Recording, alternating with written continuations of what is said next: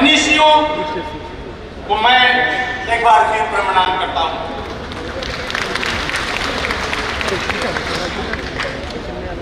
संस्कृत में एक शब्द है सत्यवद धर्मचर सत्यान्यय प्रमाद, यानी कि सत्य बोलो,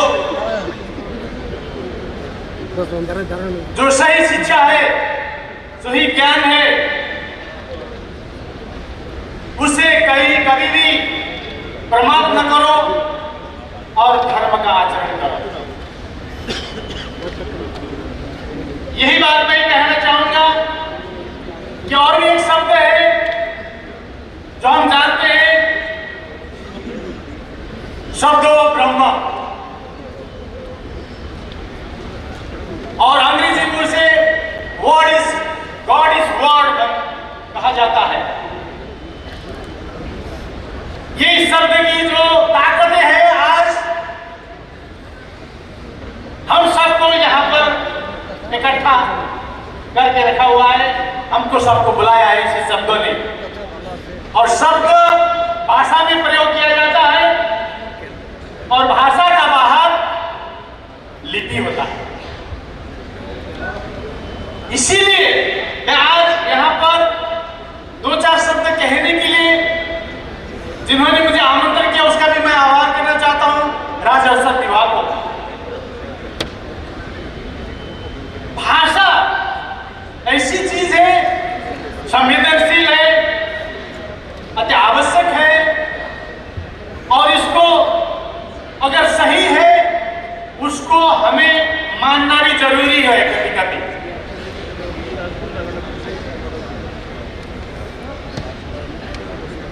जो हम सात समुद्र की जो भाषा है, जिसे हम अंग्रेजी कहते हैं, विश्व ने उसको साथ पर साथ किया है, हमने भी किया है। तो हमारे जो विरासत की भाषा जो हिंदी है, उसको क्यों ना हम आत्मसात करें। परंतु इसके लिए हमें कुछ काम करना होगा। कोई भी चीज सीखने के लिए उसका एक समय होता है। भाषा सीखने के लिए सबसे बेहतर समय है बचपन। बचपन में जब हम भाषा सीखते हैं तो बहुत सारे भाषाएं सीखते हैं। जो नागालैंड की स्थिति में बताना चाहूंगा, मैंने कहा अगर हिंदी सही तरह से नहीं पढ़ाया जाएगा तो हिंदी पढ़ाने बंद कर दो, हिंदी शिक्षक की नियुक्ति बंद कर दो। अरे आप ऐसा क्यों कहते हैं? मैंने कहा 5वीं से 8वीं तक आप हिंदी पढ़ाते हैं, बच्चे 5 और 6 तक हिंदी पढ़ के 7वीं जाते जाते बोर्ड एग्जाम नहीं है, वो हिंदी पढ़ने छोड़ देते हैं। इसका मतलब हिंदी पढ़ाने के लिए जो संसाधन हम खर्च कर रहे हैं वो बेकार जा रहा है, तो क्यों पढ़ाना है? तो मैंने हमारे हिंदी शिक्षकों, वहां के जनता से, वहां के मंत्रियों से, वहां के जो लेजिस्लेचर होते हैं उनसे, हम सब ने परामर्श करके इसे क्यों ना कक्षा 1 से हिंदी पढ़ाया जाए।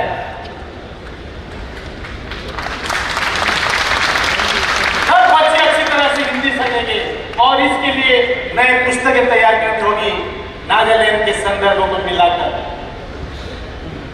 सचमुच नागालैंड के लोगों ने इसका स्वागत किया और हिंदी तर भाषी राज्य एक ही नागालैंड है जहां पर 1 से 8वीं तक की पढ़ाई हिंदी में होती है। मेरा कहना यह है, शब्द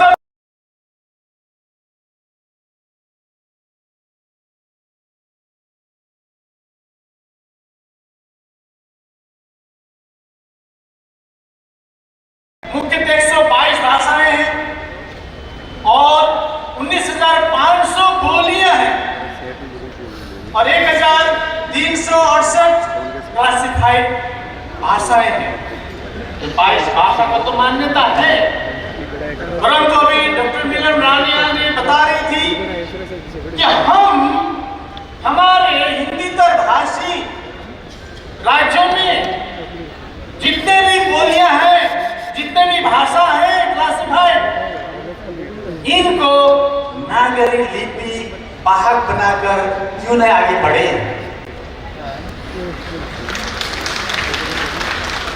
तो फिर ऑटोमेटिकली हिंदी अपने रास्ते में आ जाएगी, ये मेरा मानना है, हमने अनुभव किया है।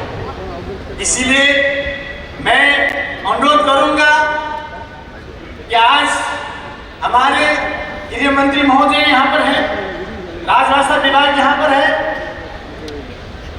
और तमाम हिंदी के चाहते यहाँ पर हैं, और मैं भारत के सारे 29 राज्य में जा चुका हूं, मगर मैंने कहीं नहीं देखा कि हिंदी का विरोध करते हुए, क्योंकि हम जहां जाते हैं हिंदी से काम चलाते हैं।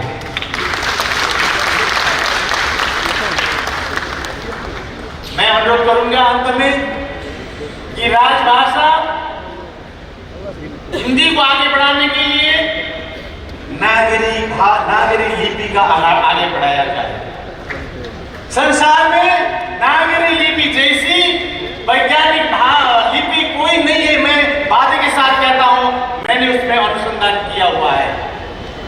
विशेषकर हमारे ट्राइबल लोगों के ध्वनि के लिए प्रयुक्त ध्वनियां है हिंदी में, नागरी लिपि में, और इसके लिए जितने भी संसाधन चाहिए भारत सरकार, राज्य सरकार मिलकर इसको आगे बढ़ाया जाए। तो हम भारतीय, जब हम बाहर जाते हैं, हम भारतीय के नाम से जाते हैं, न तो कोई मुस्लिम के नाम से, न हिंदू के नाम से, न ईसाई के नाम से, न बुद्धिस्ट के नाम से, भारतीय के नाम से।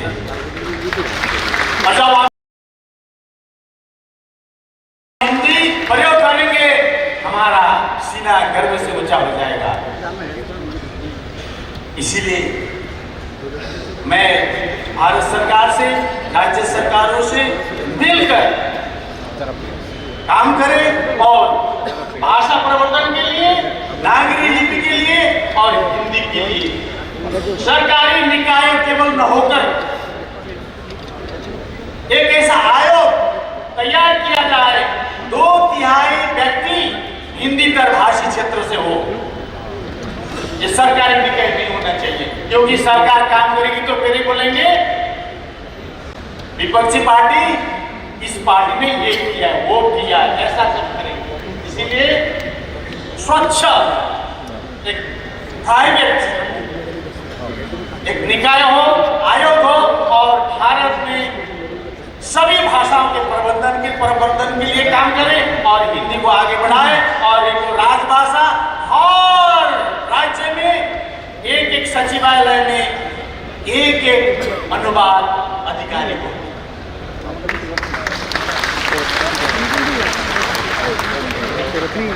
और राजभाषा को शीर्ष राष्ट्रभाषा, क्योंकि सभी राष्ट्र के भाषाएं सभी राष्ट्रभाषा है, मगर हिंदी को शीर्ष राष्ट्रभाषा बनाएं। और हम 150 करोड़ जो भारतीय हैं, अगर हम एक हो जाएंगे, दुनिया हमारे भारत को विकसित देश से होने से नहीं रोक सकता है। कभी कभी मुझे हमारे गृह मंत्री जी का जो मास्टर मैनेजमेंट उनको तो है, मगर कभी भी उनका अंदाज बहुत अच्छा लगता है। एक दिन संसद में बोल रहे थे कि अरे भाई, इस संसद में पास नहीं किया, कैसे नहीं मानेंगे, वैसा अरे सब भारत के लिए है, आप कैसे नहीं मानेंगे। धन्यवाद। और एक आयोग बनाया जाए तो बहुत अच्छा होगा। इसी के साथ मेरा मंतव्य यही रखता हूँ। धन्यवाद। जय भारत, जय हिंदी, भारत माता की जय।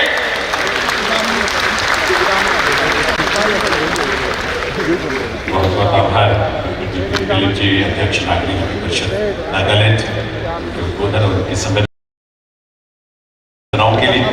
अब मैं अनुरोध करूंगा माननीय केंद्रीय गृह राज्य मंत्री श्री पंडित संजय कुमार जी से वे इस अवसर पर अपने संबोधन के लिए पधारें। माननीय श्री पंडित संजय महोदय श्री अमित शाह जी, माननीय मुख्यमंत्री डॉक्टर मानिक शाह जी, माननीय सांसद राज्यसभा श्री राजू भट्टाचार्य जी, माननीय सांसद लोकसभा श्री विप्लव कुमार देव जी, माननीय सांसद श्रीमती महारानी कृष्ण सिंह देव बड़ौदा जी, डॉक्टर बी फिलिप जी, अध्यक्ष नागरिक लिपि परिषद नागालैंड, प्रोफेसर मिलन रानी जमातिया जी, अध्यक्ष हिंदी विभाग त्रिपुरा विश्वविद्यालय, श्रीमती अंशुली आर्या जी, सचिव राजभाषा विभाग, हिंदी के समर्पित अधिकारीगण, विद्वजन, देश भर से पधारे साहित्यकार, शोधकर्ता, पत्रकारगण एवं सभागार में उपस्थित सभी अतिथिगण को मेरा नमस्कार। त्रिपुरा की इस पावन और सांस्कृतिक रूप से समृद्ध धरती पर आयोजित पूर्वोत्तर एवं उत्तरी क्षेत्रों के संयुक्त प्रांतीय राजभाषा सम्मेलन में उपस्थित होकर मुझे बहुत प्रसन्नता हो रही है। त्रिपुरा भौगोलिक दृष्टि से महत्वपूर्ण राज्य है, जहाँ अनेक संस्कृतियों, परंपराओं और भाषाओं का सुंदर संगम है। यहाँ की लोक संस्कृति, साहित्य और कला भारत की विविध और समृद्ध पहचान को जीवन रूप में दर्शाती है।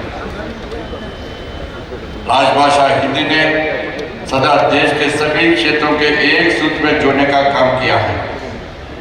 पूर्वोत्तर जैसे बहुभाषी और बहुसांस्कृतिक क्षेत्रों में भी हिंदी बोलचाल और राष्ट्रीय एकता का प्रभावी सेतु बनकर स्थापित हुई है, जहां भिन्नता में एकता के भारतीय आदर्श को साकार करने का सशक्त माध्यम बनी है। माननीय प्रधानमंत्री श्री नरेंद्र मोदी जी के नेतृत्व में शासन की भाषा को सरल बनाने पर विशेष ध्यान दिया जा रहा है। प्रयास है कि प्रशासन की भाषा आम लोगों के लिए समझने में आसान हो।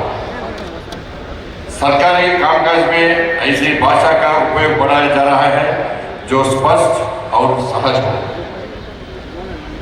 इसे आम नागरिक को सुविधा मिलती है। इसी दिशा में गृह मंत्रालय का राजभाषा विभाग निरंतर कार्य कर रहा है। माननीय गृह मंत्री श्री अमित शाह जी के मार्गदर्शन में हिंदी और भारतीय भाषाओं को नई दिशा मिली है। इन्हें प्रशासन, तकनीक और वैश्विक समाज से जोड़ा जा रहा है। इससे राजभाषा कार्यान्वयन को नई गति मिली है। आज राजभाषा विभाग केवल औपचारिक विभाग नहीं है, बल्कि नवाचार और तकनीक सशक्तिकरण की दिशा में सक्रिय भूमिका निभा रहा है।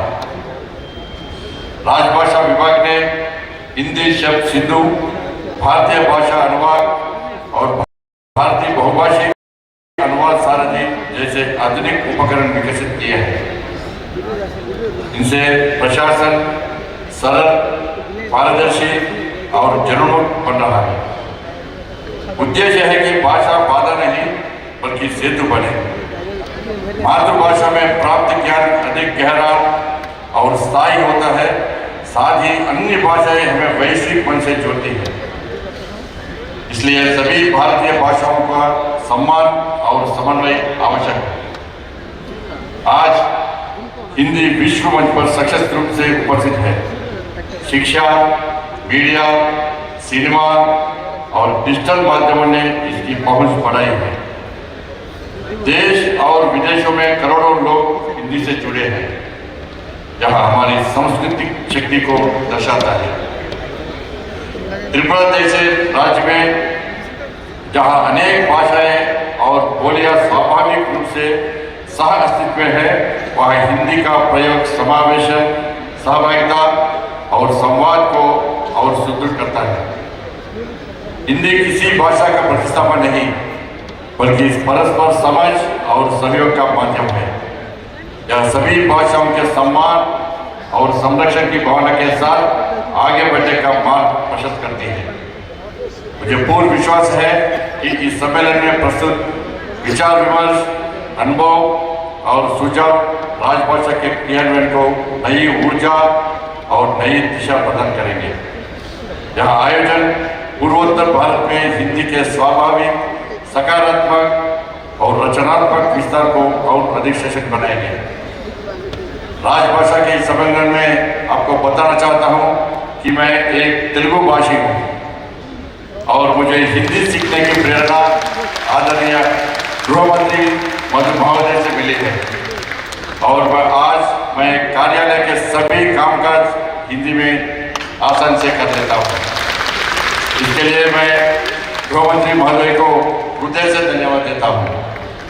अंत में मैं त्रिपुरा सरकार, गृह मंत्रालय के राजभाषा विभाग तथा इस आयोजन से जुड़े सभी अधिकारियों और कर्मचारियों को इस सफल एवं सार्थक सम्मेलन के लिए हार्दिक बधाई और शुभकामनाएं देता हूं। आप सभी का पुनः धन्यवाद। जय हिंद, जय भारत।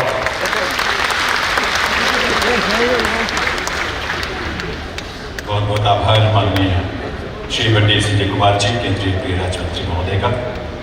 देखो सज्जनों, त्रिपुरा को hidden gem of north east यानी पूर्वोत्तर का छिपा हुआ हीरा या मणि इस रूप में जाना जाता रहा है। लेकिन माननीय प्रधानमंत्री महोदय के विजन, माननीय केंद्रीय गृह मंत्री महोदय के मार्गदर्शन और माननीय मुख्यमंत्री प्रोफेसर डॉक्टर माणिक साहा जी के नेतृत्व में आज इस मणि की चमक, इसकी आभा जो है वो पूरी दुनिया के सामने उद्घाटित हो रहा है और इसके चहुमुखी विकास के रूप में ये उद्घाटित हो रहा है। आपकी करतल ध्वनि के साथ आइए निवेदन करें त्रिपुरा के माननीय मुख्यमंत्री प्रोफेसर डॉक्टर माणिक साहा जी से उनके इस अवसर पर संबोधन करें। माननीय मुख्यमंत्री का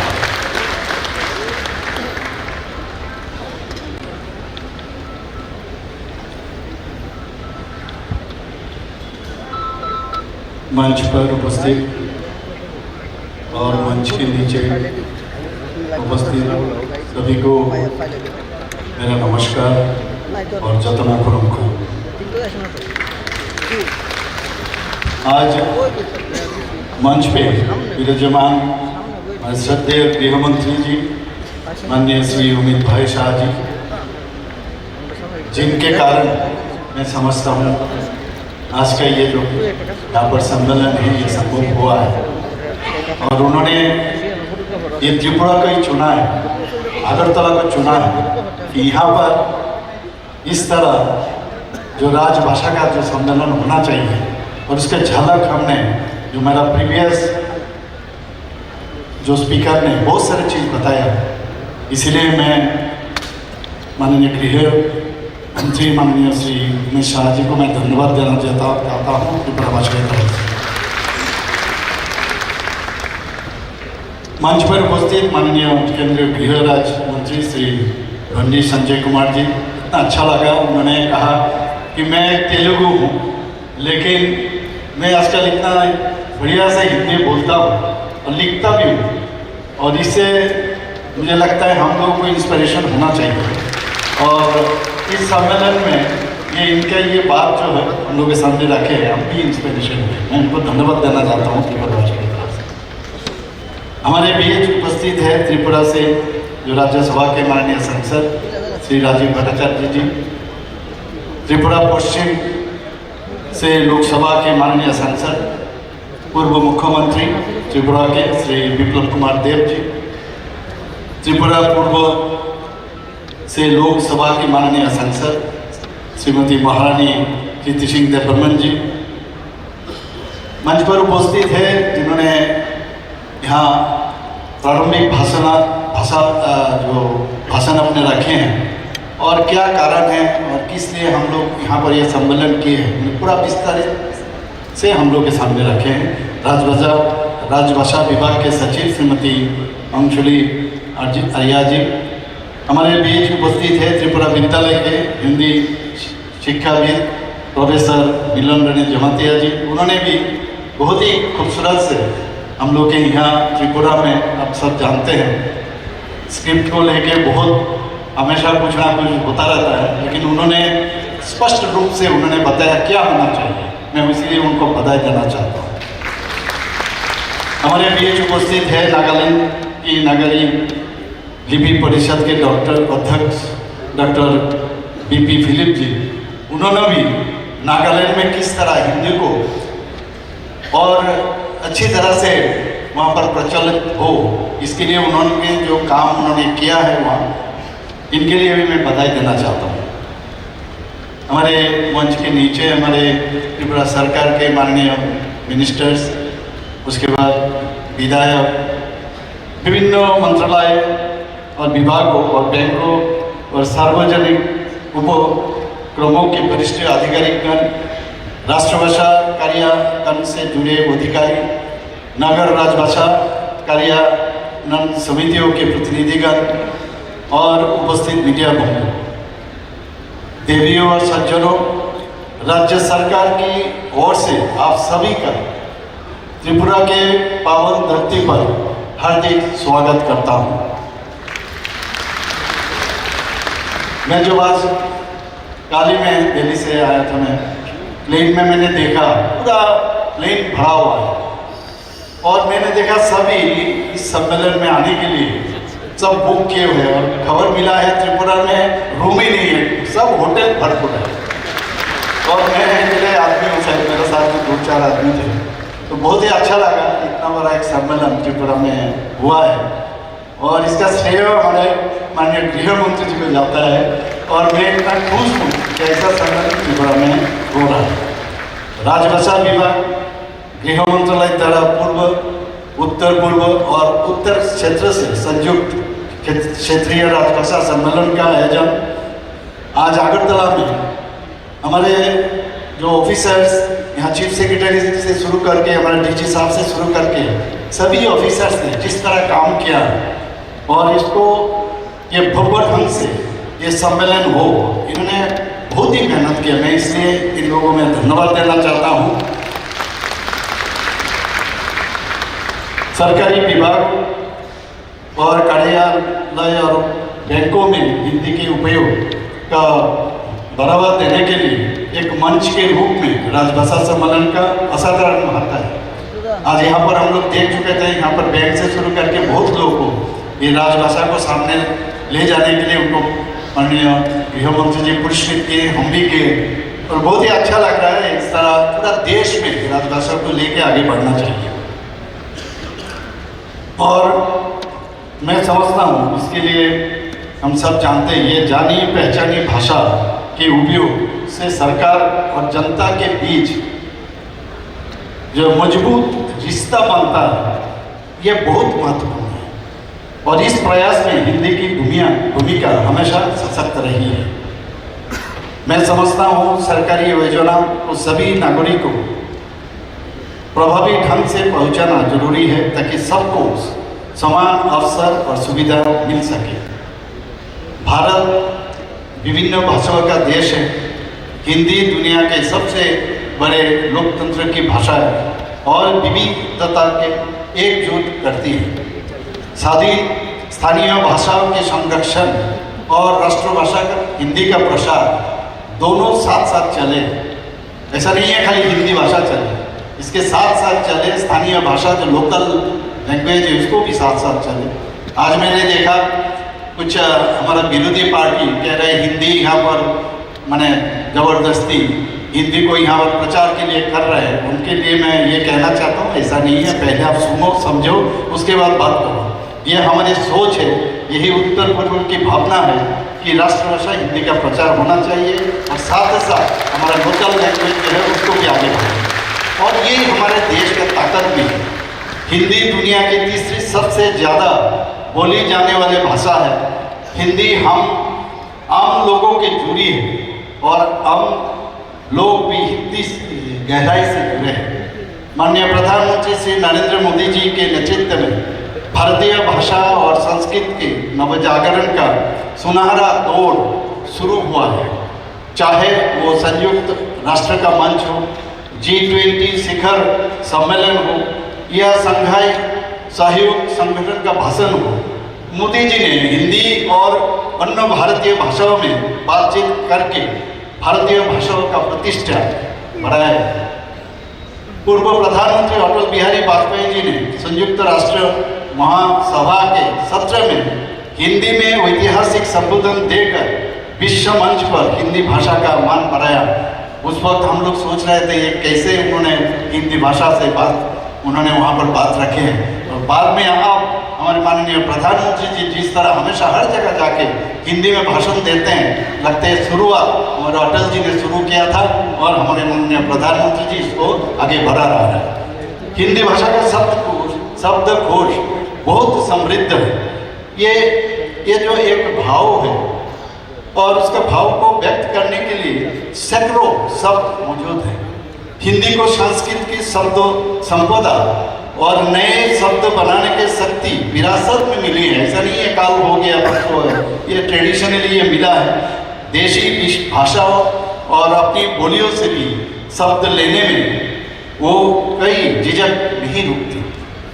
अंग्रेजी में मूल शब्द करीब 10,000 है, 10,000, जबकि आप सुनकर बहुत खुश होंगे, जबकि मूल शब्दों की संख्या हिंदी के 2.5 लाख से भी ज्यादा है।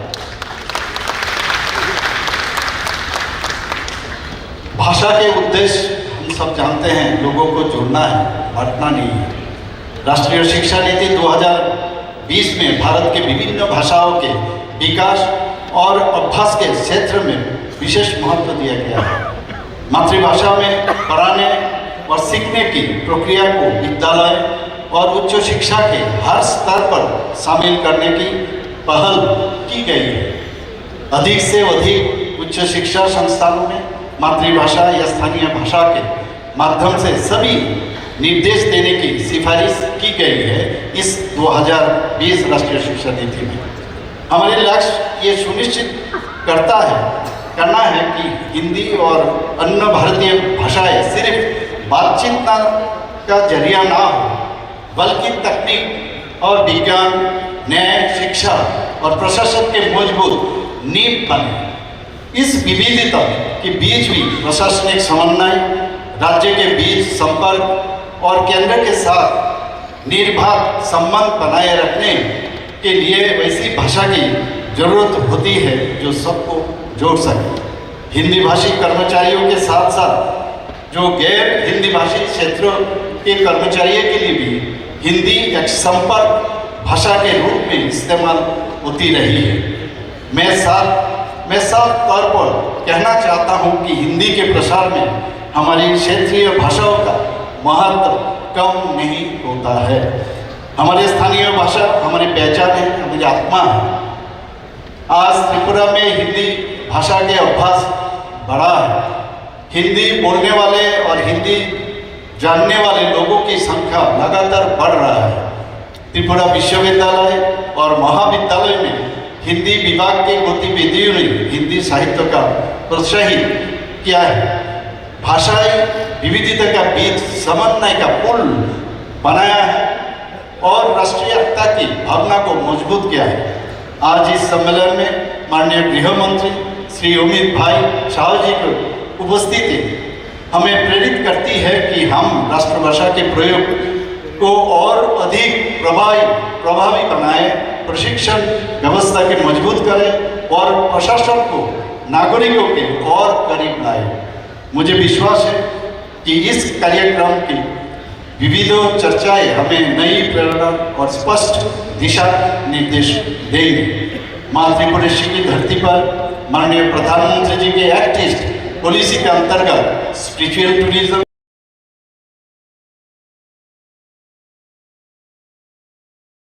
इको टूरिज्म, हेरिटेज टूरिज्म संबंधित अनेक पर्यटन स्थल विकसित की गई है। मेरा आपसे यहाँ उपस्थित सभी को मैं आग्रह करता हूँ कि इन पर्यटन जो स्थल है आप अवश्य भ्रमण करें और संस्कृत जो सुख स्मृति लेके आप यहाँ से जाइए। अंत में मैं फिर से आप सभी को बहुत बहुत बधाइयाँ और धन्यवाद देता हूँ। जय हिंद, जय भारत, जय त्रिपुरा, माता का जय।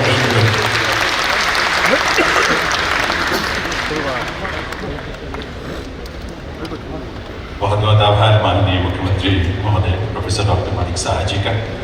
देवी सज्जनों, भारत आज सांस्कृतिक और विशेष रूप से भाषाई पुनर्जागरण के दौर से गुजर रहा है, जहां विरासत के साथ विकास के नए प्रतिमान स्थापित हो रहे हैं। देश में भाषाई पुनर्जागरण और राजभाषा के साथ सभी भारतीय भाषाओं के प्रति समान स्वीकार्यता की सोच देने वाले माननीय केंद्रीय गृह एवं सहकारिता मंत्री श्री अमित शाह जी की गरिमामयी उपस्थिति से हम सभी अभिभूत हैं। आइए आप सबके करतल ध्वनि के साथ निवेदन करें माननीय केंद्रीय गृह एवं सहकारिता मंत्री महोदय से श्री अमित शाह जी से उनको उद्बोधन के लिए, उनके मार्गदर्शन के लिए।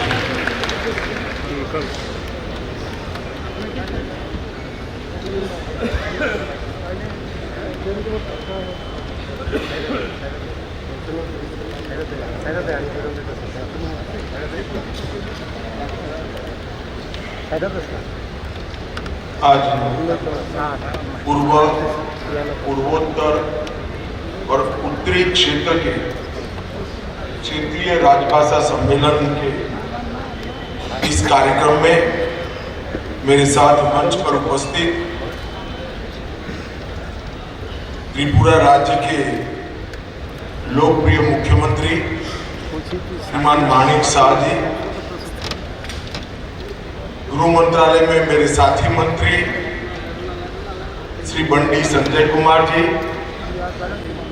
त्रिपुरा के पूर्व मुख्यमंत्री और लोकसभा में मेरे साथी श्री विप्लव कुमार देव जी, श्री राजीव भट्टाचार्य, संसद सदस्य राज्यसभा श्रीमती महारानी कृति सिंह देव वर्मन जी, सांसद लोकसभा, प्रोफेसर मिलन रानी जमातिया जी, अध्यक्ष हिंदी विभाग त्रिपुरा विश्वविद्यालय, डॉक्टर बी.पी. फिलिप जी, अध्यक्ष नागरी लिपि परिषद नागालैंड, श्रीमती अंशुली आर्या, सचिव राजभाषा विभाग और उपस्थित सभी राजभाषा प्रेमी, हिंदी प्रेमी भाइयों बहनों का स्वागत करता हूं। नमस्कार। सबसे पहले त्रिपुरा की इस महान भूमि पर आकर मैं मां त्रिपुरा सुंदरी को प्रणाम कर कर मेरी बात की शुरुआत करना चाहता हूं।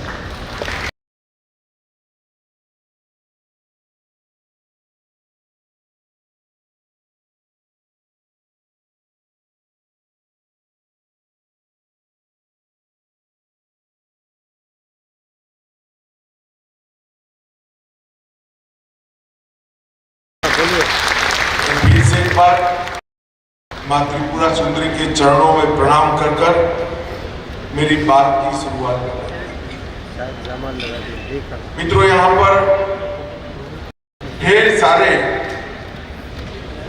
राजभाषा का महत्व समझने वाले उत्तरी क्षेत्र के, पूर्वोत्तर के और पूर्वी क्षेत्र के ढेर सारे महानुभाव वहां पर उपस्थित।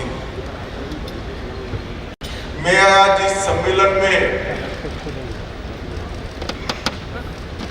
श्री शिवाजी महाराज ने स्वराज का आंदोलन शुरू किया था, उस वक्त को याद करना चाहता हूं, जब पूरा देश गुलामी की जंजीरों में जकड़ा हुआ था। किसी में हिम्मत नहीं थी मुगलों की ताकत को इसके सामने खड़ा होने। उस वक्त 16 वर्ष के एक युवा शिवाजी ने एक मंदिर में प्रतिज्ञा करी कि इस देश को मैं आजाद करूंगा, स्वराज की स्थापना। जब आगे चलकर छत्रपति के रूप में शिवाजी महाराज का राज्याभिषेक हुआ और हिंदवी स्वराज की स्थापना हुई, तब कई जगह पे उल्लेखित है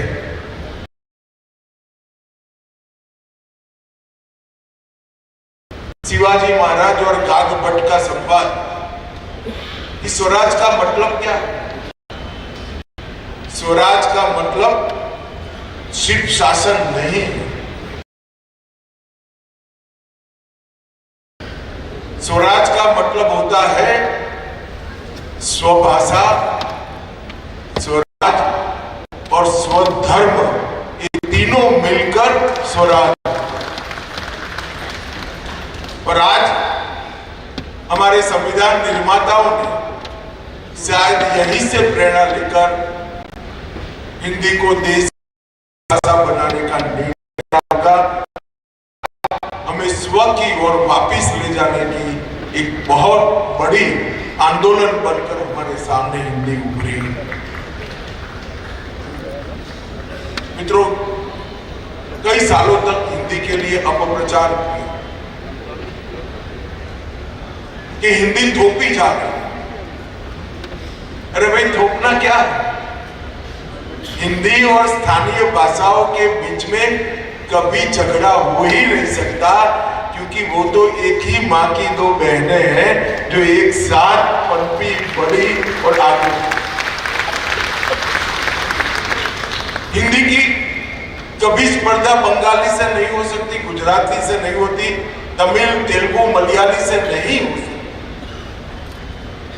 हिंदी ये सभी भाषाओं की सखी है। और जब हिंदी को बढ़ावा मिलता है तो अपने आप ये सारी भाषाएं मजबूत होती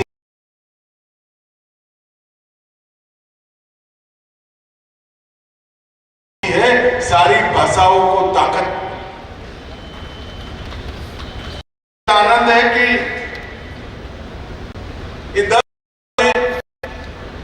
ये अपप्रचार ने बिल्कुल अपना स्थान देश में खो लिया। और नरेंद्र मोदी जी के नेतृत्व में पूरा देश स्वभाषा सीखकर, स्वभाषा अपनाकर आगे बढ़ने का संकल्प लेकर आज मजबूती के साथ। ये भी अपप्रचार हुआ कि बढ़ावा देने, कम विकास से दूर हो गए, अनुसंधान से दूर हो गए, विश्व में अलग थलग पड़ गए। जो ये लोग कहते हैं उनको मैं पूछना चाहता हूं, जर्मनी हो या जापान, कोरिया हो या फ्रांस, रसिया हो या चीन, इस सभी भाषाओं में पढ़ाई लिखाई से लेकर रोजिंदे व्यवहार तक और अनुसंधान तक सारा ज्ञान अपनी अपनी भाषा में ही समाहित किया और अपनी भाषा में अपने देश को चलाया। और ये सारे देश विश्व के विकसित देशों की कोई भी देश की अपनी भाषा उसको विकास से महरूम नहीं रख सकते, विकास से दूर नहीं ले जा सकते। जो भी देश अपनी भाषा में अपना व्यवहार करता है उसका विकास अधिक होता है, क्योंकि किसी भी बच्चे को अगर कोई भी चीज सरलता से समझानी है तो वो सरलता से समझाने का माध्यम उसकी मां की भाषा ही हो सकती है और कोई भाषा नहीं। आप भी जब किसी और भाषा बोलते होंगे, अगर आप बंगाली बोलते हैं तो पहले आपका दिमाग बंगाली में अनुवाद करेगा, फिर इसका जवाब बंगाली में तैयार करेगा और फिर अन्य भाषा में भाषांतरित कर कर वो बोलेगा। अगर ये बात बच्चे को करनी पड़ती है तो इसकी सीखने की क्षमता 1/3 होता है। इसीलिए भारत सरकार ने तय किया है कि बच्चों की प्राथमिक शिक्षा अपनी भाषा में होगी, अपनी भाषा में ही बच्चे प्राथमिक शिक्षा पूरी करेंगे। आज अच्छा हुआ अंशुली जी ने डॉक्टर बीपी फिलिप को यहां पर बुलाया। उन्होंने नागरी लिपि के महत्व को बहुत सुंदर तरीके से समझाया। विनोबा भावे जी ने अपना पूरा जीवन नागरी लिपि के प्रचार प्रसार में खर्च किया।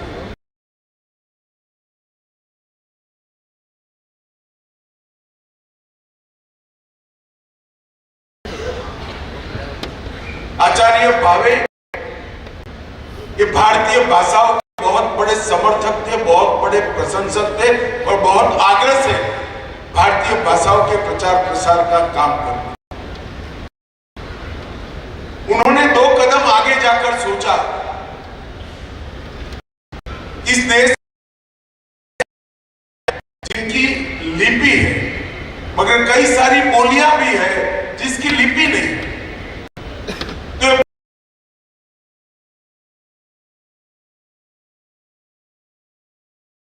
बोलियों को भी संभालना चाहिए, बोलियों को भी संग्रहित करना चाहिए।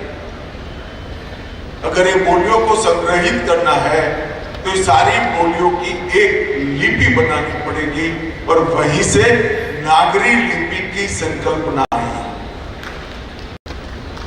और मैं आज मोदी जी AI का बहुत बड़ा कर रहे हैं, प्राकृतिक मेगा का।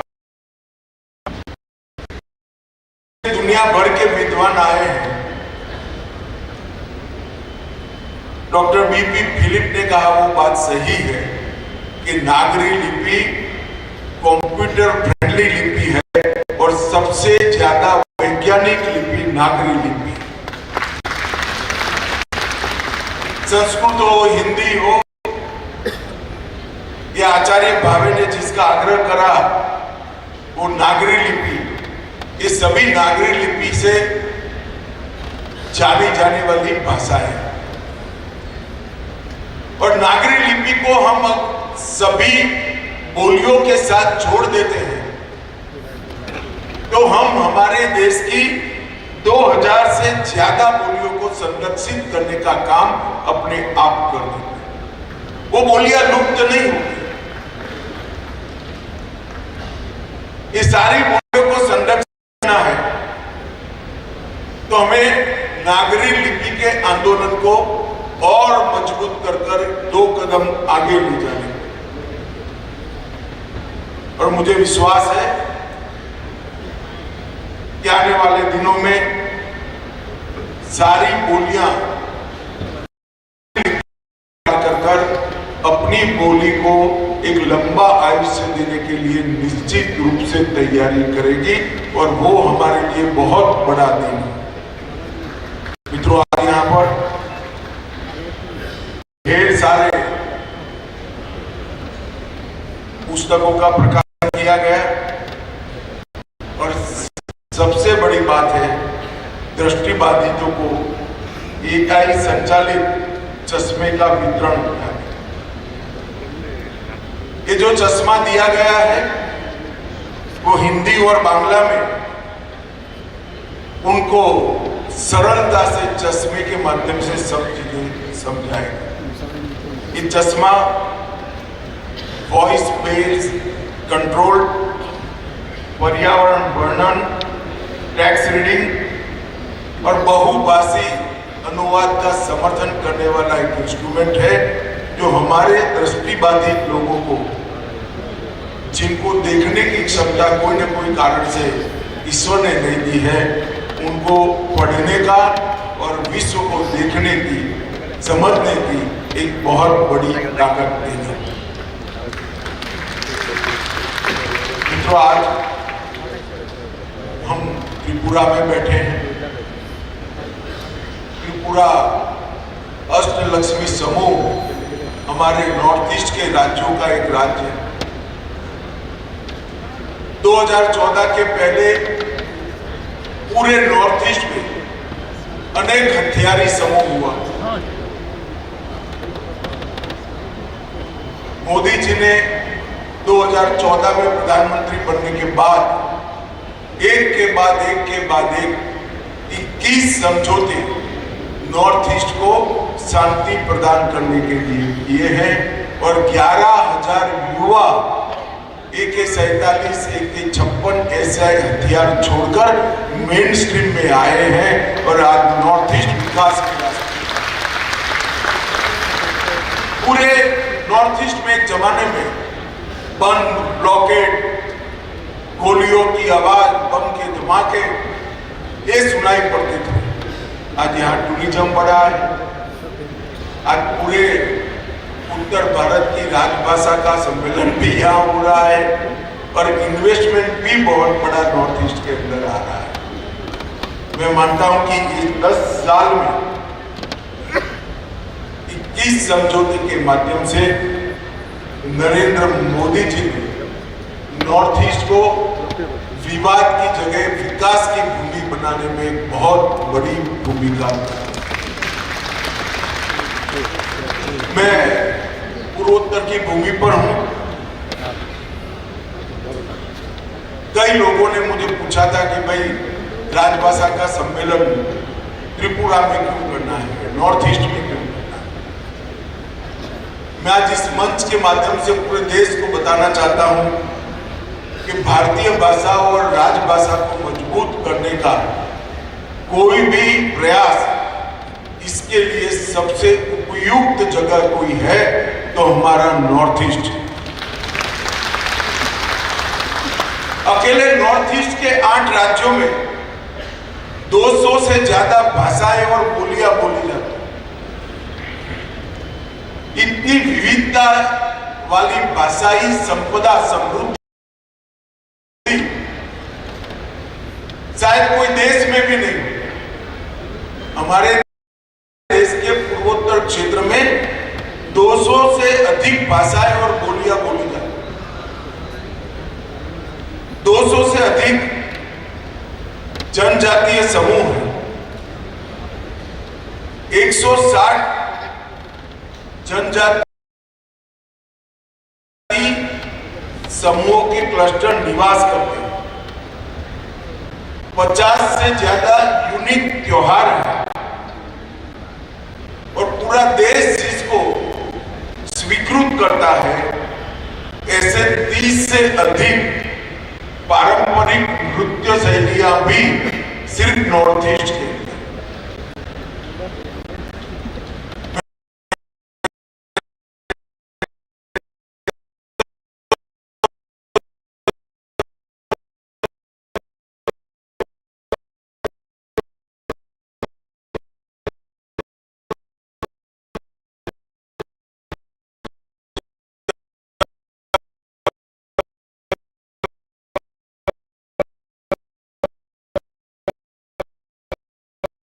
भारतीय जनता पार्टी का राष्ट्रीय अध्यक्ष बने तब नॉर्थ ईस्ट का मेरा प्रवास हुआ। 21 दिन का प्रवास हुआ।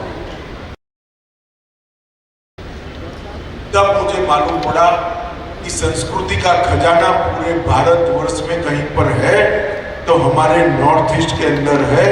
इतना रिच कल्चर पूरे विश्व में नहीं। और जब भाषाओं को संरक्षण की